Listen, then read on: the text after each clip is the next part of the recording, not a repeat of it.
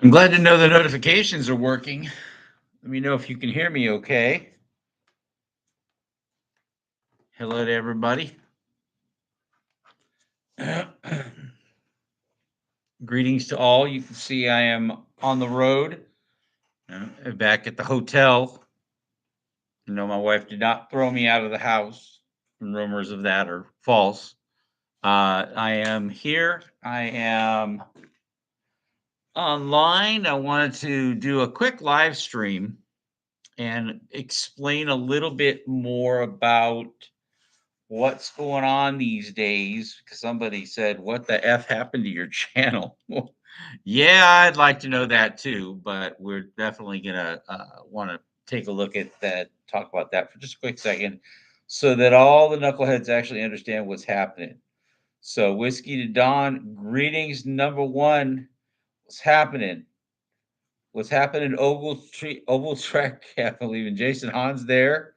What up, brother? Yo, yo, yo. And Anthony Keller. Anthony, well, I can't read today. Good Lord. Anthony, it's, boy, that's a mouthful there. Well, greetings, Anthony. Yo, yo, what's happening? Glad you guys are here. Totally unexpected, just kind of bobbed in. Oh, it's Courtney. What's happening, Courtney? Good to know. Sorry. I didn't catch it. So, yeah, just checking in here. Go maybe a few more people bounce in and see what's going on. I'm actually in Seattle right now. It's a beautiful view from the hotel. I wish I could. I don't think I can actually spin it so you could see the beautiful view out there, but I got a beautiful view of the buildings downtown right outside the convention center here. It's very, very cool. Having going to a conference, and it's really nice. It's been a lot of fun. Okay, let's see. Yep, Courtney changed the profile picture. Okay, I have to now. I'm gonna have to look at now I'm gonna have to look at the profile picture now. Whatever you changed it to, because I didn't recognize it there. And let's see here. Shafiq, how are you, my friend? Good to see you. Get some of the OGs in here. Um, we're trying to see if we get any more piling in here. If not, I'll just go ahead and just do my bit, and it's not going to be long. But I felt like an explanation was kind of in order because I really haven't officially said or done much about it. And what you guys will know, um, yeah, on KEXP, nice. Yeah, there's a lot to like about Seattle, that's for sure. So, um, so anyway, yeah, I wanted to just give a quick update. The latest news regarding the Keefe case is that the trial has been postponed yet again from February. Of course, to give you a little of the history on this, the trial was originally supposed to happen in November of 2024. And that's when we put out, right before that in September, is when we put out Tupac Cover Up. And the trial was postponed from February 2024 to um, I'm sorry, it was postponed from November of 2024, excuse me, to February of 2025, and then it got pushed all the way to February of 2026. So it was almost a year.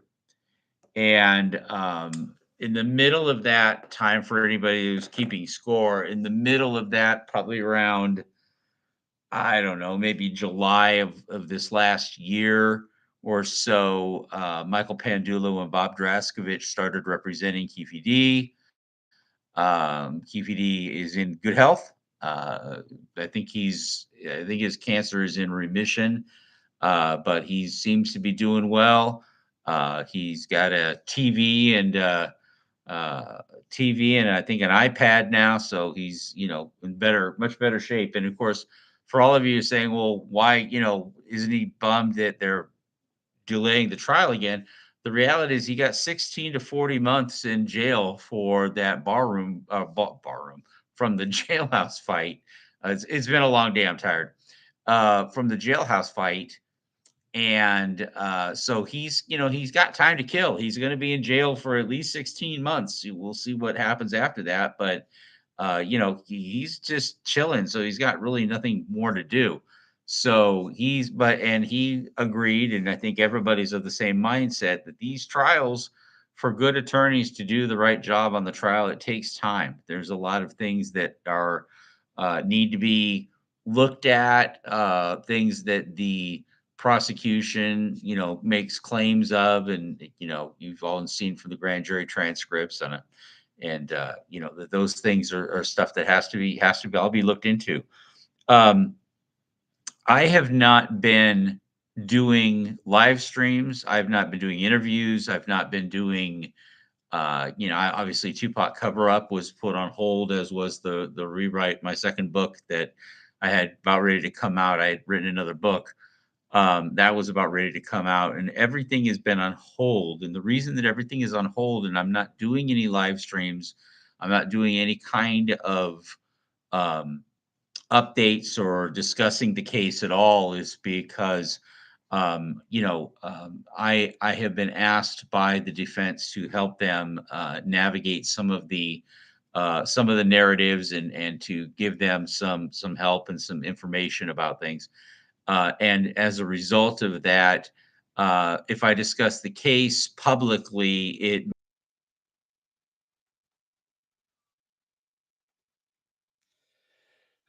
all right. Are you getting, let's see, are we back yet? Let me know if you can pick up on this signal or not.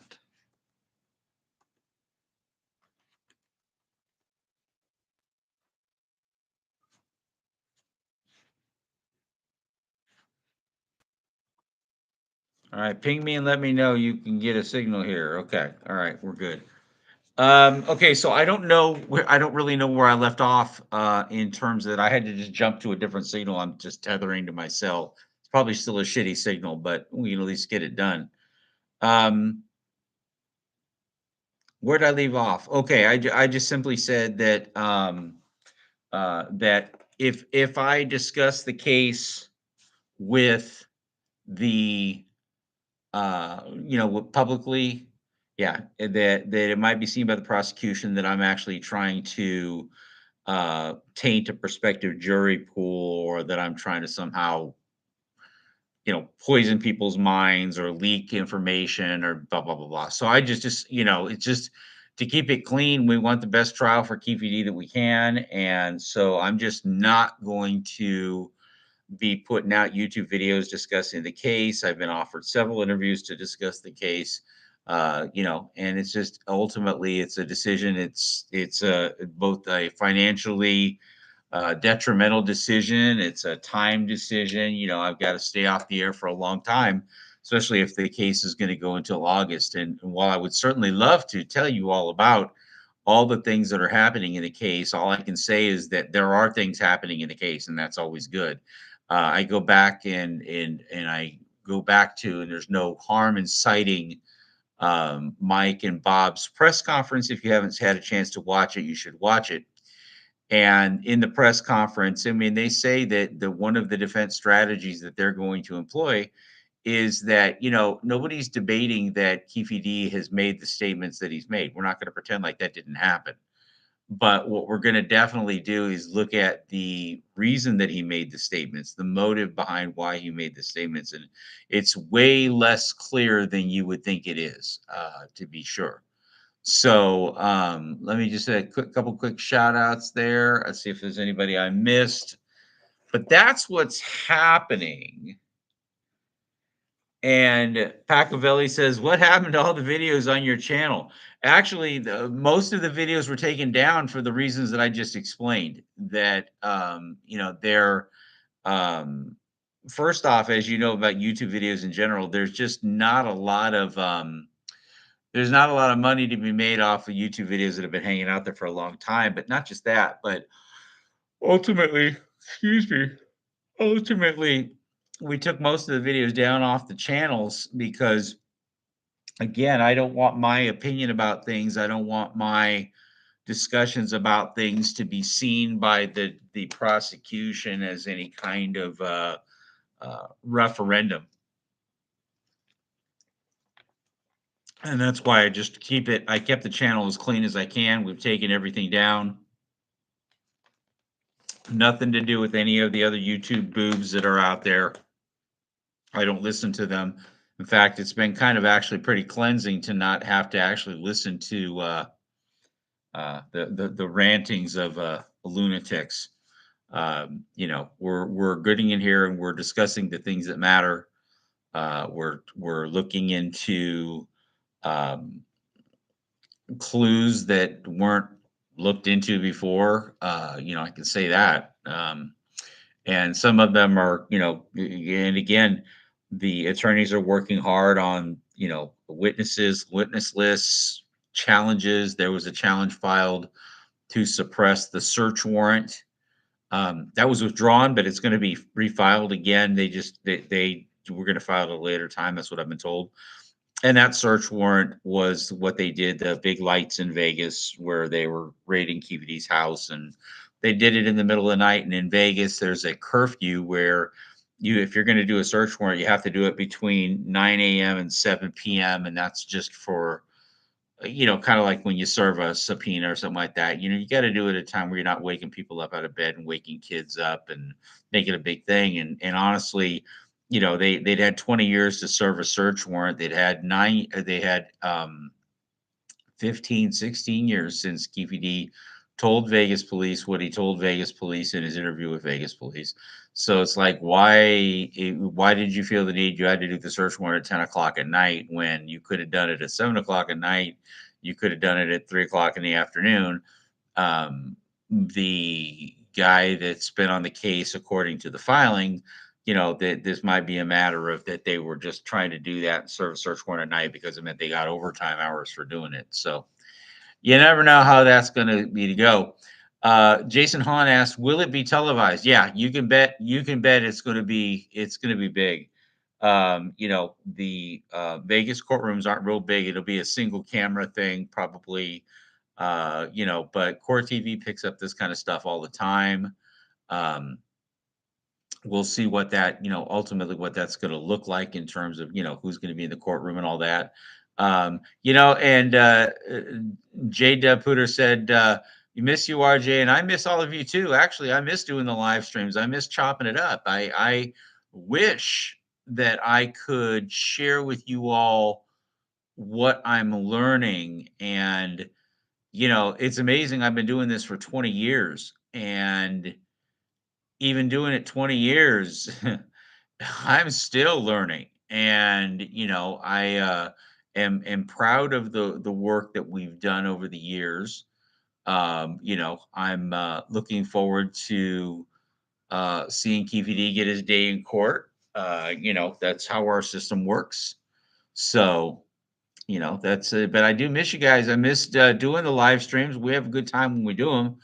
I just had to try to figure out myself, how do I do a live stream without doing a live stream or without discussing the case or without talking about details of the case and all that. So I just figured I just can't, because you all have had such a good relationship. We've had such a good relationship in terms of the knuckleheads that there hasn't been too many things that I haven't put out, that I found that I haven't put out. So in terms of our having the shows and doing them in the quality that I like to do them, it's really tough to do. So I just figured, you know what, I better just not do them, because they'd be very boring if I did. And but I did get enough comments on what the heck happened to your channel, and all these comments on different. There's nothing to say. Here we go again. um Hmm. Yeah, I do. Somebody asked, Scott N says, "What happened to Reggie? He's not filming new stuff. Something's up." I honestly, I don't know. I haven't kept track of when I haven't watched a single video of his in months, so I have no idea what he's doing. That's interesting. Interesting observation. So, um, hey, Jeff. Okay, now I know who it is. You get the podcast back up. I would like to get the podcast back up. The problem is, if I start talking about the case, or I start talking about the evidence and everything like that, at first I was like, "Oh, I really want to do it." And I'm like, "Oh, I'm just back in that same spot again, where I'm talking, potentially out of school about something, and I just certainly don't want that to splash back on the case. It's a pain in the neck for everybody. Trust me on this one. But this is one of those things you don't want to get wrong. I mean, this is the whole reason is that regardless of whether or not he said something or uh, we have a thing called freedom of speech. You're allowed to say things. You're allowed to lie. And we just have to make sure that that we afford Mr. Davis with every opportunity to have that all these other people that are walking away from crimes that have been committed. It's one of those things where we got to do that, and I'm certainly not going to be the one. And of course, and they don't do anything to me. They would do something to the attorneys, to Draskovich and to Pandulo, because I said something maybe out of school. They're going to punish them. They're not going to punish me. And that would be terrible for everybody involved. So it's just easier to not do it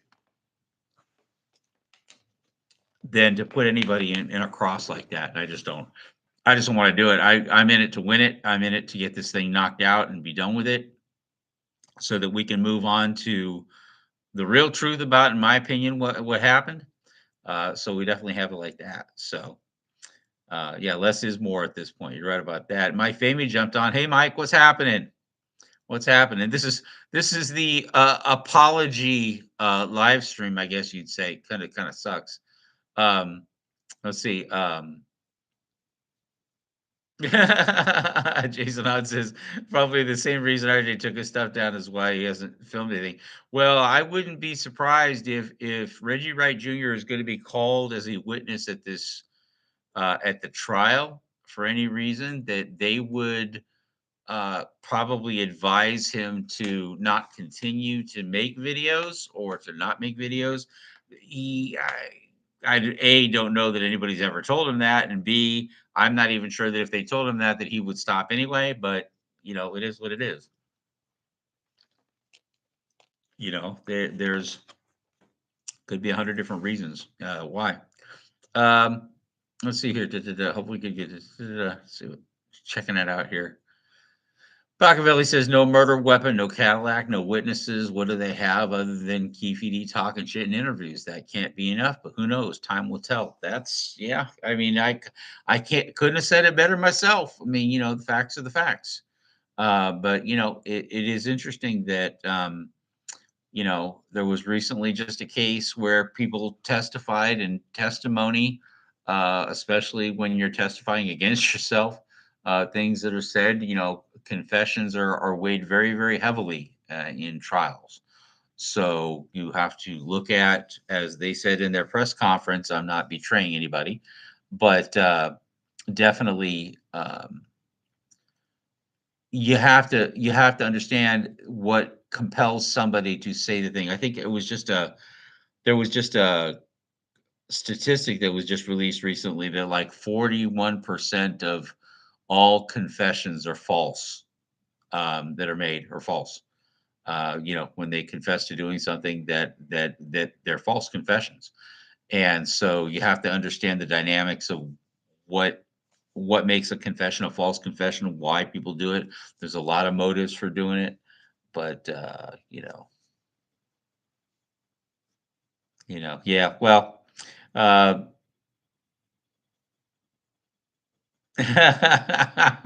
you remember that video from back doing that the White Lincoln video? You remember that? Yeah, that was a humdinger of the thing. Of course, we did that funny video about never finding the Cadillac, and no, we never found the Cadillac. We looked high and low. We even looked, went to, I think Pakistan, and we went to, the farm, and asked the cows if they had seen the Cadillac. Uh,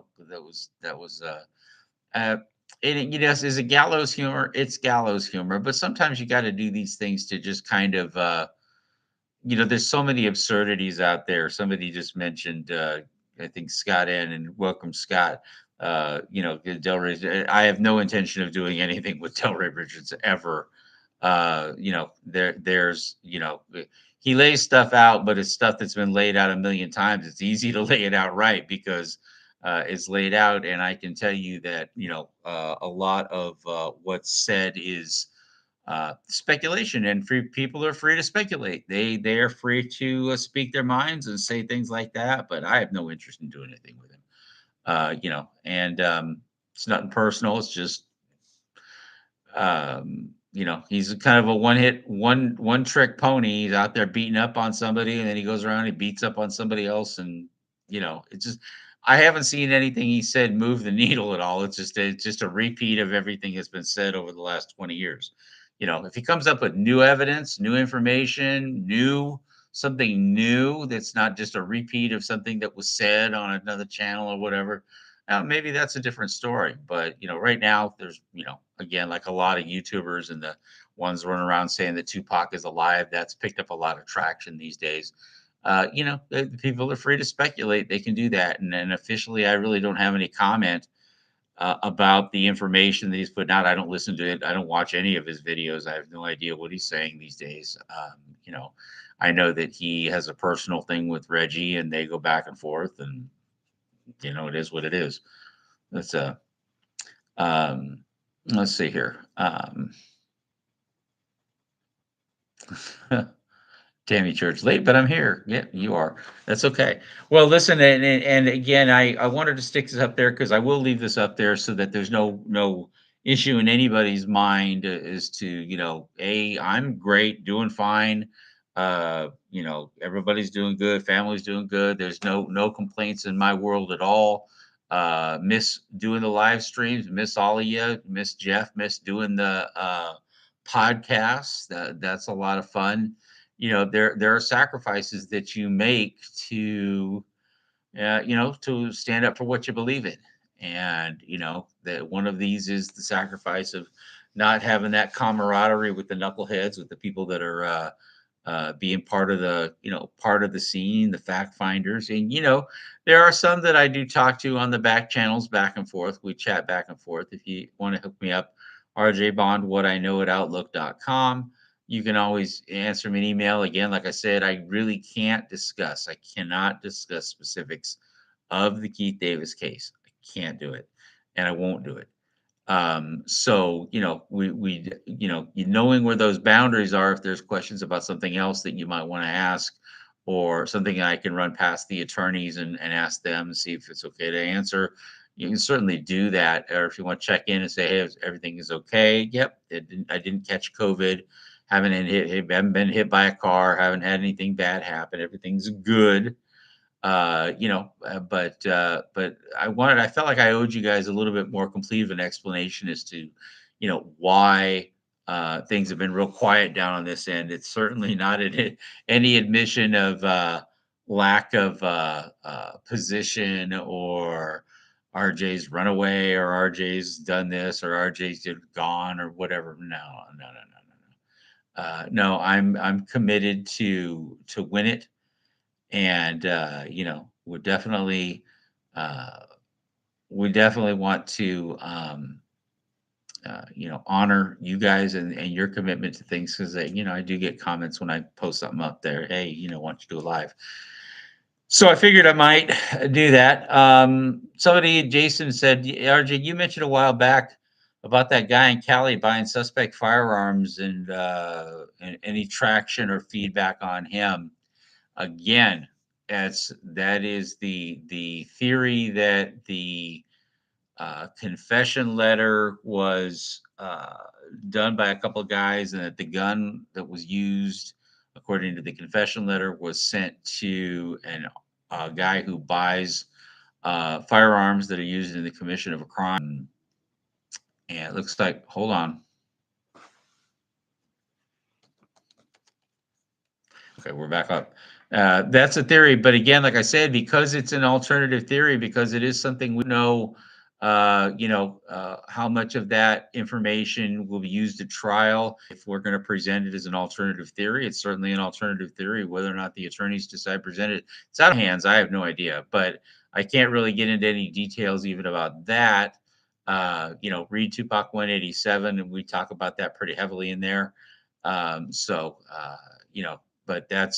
this is why I can't get into all this stuff, because it's like, you never know what you're going to use. So, just keep the faith that we're still cooking. And, I said I had a second book. It's done. When this thing settles down, I'll put that out and guys gonna enjoy that. And then I've got another one. And that book is more about my personal journey in all of this, about interviews that I did, and I actually talked behind the scenes about the interviews that I did, the circumstances surrounding them, like when we interviewed Mutabil in the middle of the street, on a street corner down in like Hawthorne, or whatever, wherever that was. And the only reason that we had to film them on a street corner is because we didn't have any lights, and there was a lot of trees and a lot of shade, so we all sat there and roasted because the sun was out there. Hey, Jamar Hatton, what's happening? But no, thanks for asking about that though. But it's filled with that. It's a more in depth about my relationship with Frank, and it was like I said, he was godfather to my kids, but it was a very complicated relationship, and as a lot of things are in life, it's not clean. They're messy. There's I talk about, we were involved in a lawsuit together. Frank and I were suing our distributor, and we had different takes on each other's roles in that. And I was one of the stories I tell was that I was hacked off at Frank one fine day when we were going for breakfast. We went to Bob's Big Boy to get breakfast, and we had our attorney with us. And one of the things about Frank was that Frank, when we would go someplace to eat, if he didn't like where we went to eat, he didn't always have control over where we went to go eat. But if he didn't like where we went to go eat, I was lucky if he even paid for his own food, but he definitely wouldn't pay for anybody else's food. He wouldn't pick up the tab if it was a place that he didn't want to go in the first place. He had places that he liked, and if he liked going there, he went there. And one of his places, he may pick up the tab. Frank was notoriously cheap, but he may have picked up the tab. But in this particular case, we went to Bob's Big Boys. That was not one of his favorite restaurants. And we had taken our attorney with us because when we were litigating our case against Universal, we were in Burbank court. So we brought Bob's the Big Boy for all you Southern California people. It's a restaurant, very famous restaurant down in Southern California. And we went there for breakfast. And when we went for breakfast, I was talking with our attorney. We had all come in and sat down, and I wasn't paying any attention because I'd walked in a little bit later, and I was talking to our attorney about it, and we were in the bathroom, and I was telling the attorney, who was another good friend of mine, that about Frank not picking up the tab if he didn't want to go, and I said he's not going to pick up the tab here because he hates Bob's Big Boy, and then all of a sudden I hear a and it was Frank. He had been on the can, and he had heard our whole conversation about him being somewhat of uh, prima donna when it came to where he wanted to eat, and if it wasn't what he wanted, then he wasn't going to pay, and that I got stuck with the tab a lot. And of course, we had that bit, and he heard everything like that, so he was pretty pissed off at me for saying that, even though it was true. He didn't want to hear it, and we went to a deposition in the court case right after that. That's why we were there, and that's why we're getting breakfast. We were getting ready to go to a deposition. They were deposing him. So the first 20 minutes of the deposition, where they ask you questions about your relationship and who you are, and with your the business you were in, and videos and all that. Frank wasn't particularly nice to the attorney, and he finally had to. This is the other side's attorney, Universal's attorney, and they said, listen, you don't seem to be in a very good mood. What's going on? And so he had to explain that, friendships can be a little messy from time to time. And, you're not always each other's best buddies and all that. But I talk about a lot of that in the book. I talk about our relationship. I talk about when he died. There was a lot of things that in Tupac 187, it was very much a kind of a paint by numbers, my view, or our view, Michael's view of the killing. I've framed that up a little bit differently based on what some of the things that I learned in the years nothing up till, when I started working with Draskovic and Pandulo, but in the years leading up to that, what I learned and what I know. So it's definitely an interesting exploration, and of course, I was ready to put that out, and so, but it's going to come out, and Tupac Cover Up Season 2 is definitely going to come out, but we just put a halt on everything until I can get clear that I'm not even showing the possibility of exposing anything that I might have learned or anything that would hurt his case. So, I want to honor that, and that's what you do. It's unfortunately, it's like these jurors that get sequestered, and they have to spend 6 months in a hotel, and they don't get to see their family and everything because they're jurors on this one court case that just keeps dragging on and on. Uh, you know, the QVD case could take months to get done, and the jurors have to be away from their family during all that time, and so I get it. There's sacrifices that you make when you're involved with these things, but hopefully that too will pass, and we'll get back on track again and start getting all that juicy information that you guys like so much, and get it back out there again. But let's see here.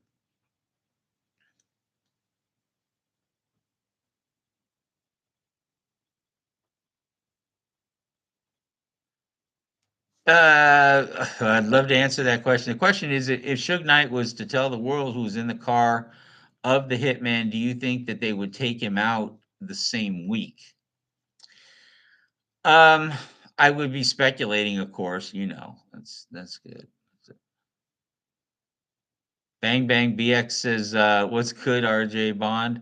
Oh, so we can look out for Tupac Cover Up Season 2 in the future. In the far future, yeah, because again, like I said, I don't want to put out any material that the or discuss the case, Mr. Davis's case. Once Pandulo and Draskovic took over, that I get, you kind of got to go radio silent on these things because you just don't want to give the prosecution any uh, signal or any reason to say that you're giving anything away. And so we're just not going to be able to do it right now. It will be there, but just not right now. Let's see here.